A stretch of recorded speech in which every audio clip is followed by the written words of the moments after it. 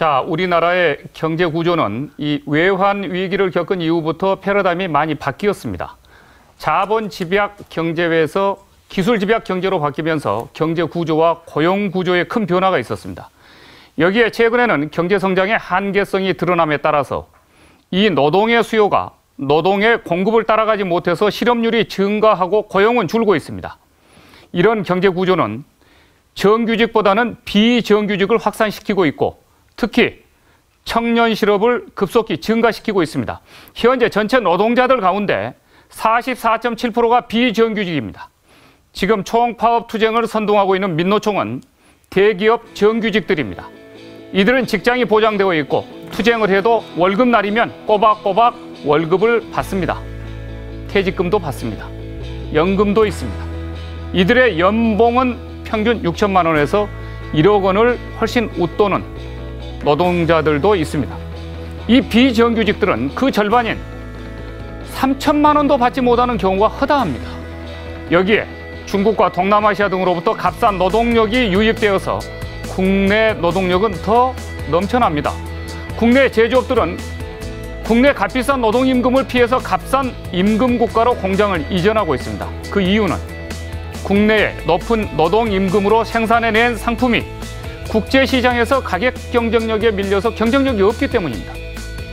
그런데 민노총 위원장은 노동자들의 투쟁을 선동하고 물류와 공장과 이 나라 경제를 멈추게 하겠다고 호언장담하고 있습니다.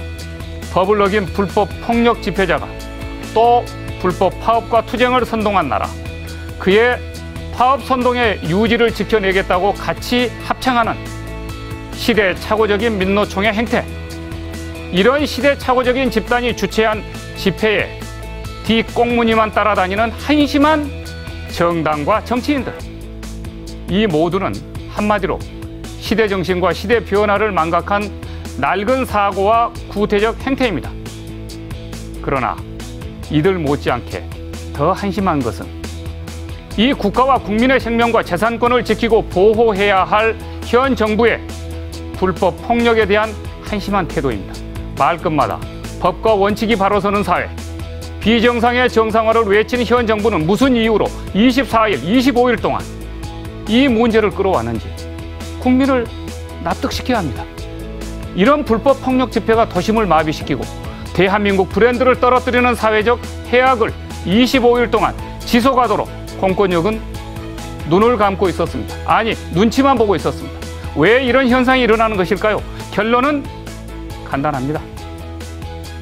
이들의 심장엔 자기들의 정략적, 집단적인 패거리 이익만 있고 진정한 이 나라, 이 국민들에 대한 충성심과 책임감이 없기 때문입니다. 이제 대한민국은 이 모든 낡은 것과 결별해야 합니다. 국가와 국민에 대한 무한 책임감을 갖는 그런 리더십으로 대한민국은 다시 세워져야 합니다. 지금 이대로는 안 됩니다. 지금 이대로는 통일한국 대한강국의 길을 절대 열 수 없습니다. 장성민의 시사탱크, 저는 내일 이 시간에 다시 찾아뵙겠습니다. 시청해 주신 여러분 대단히 고맙습니다.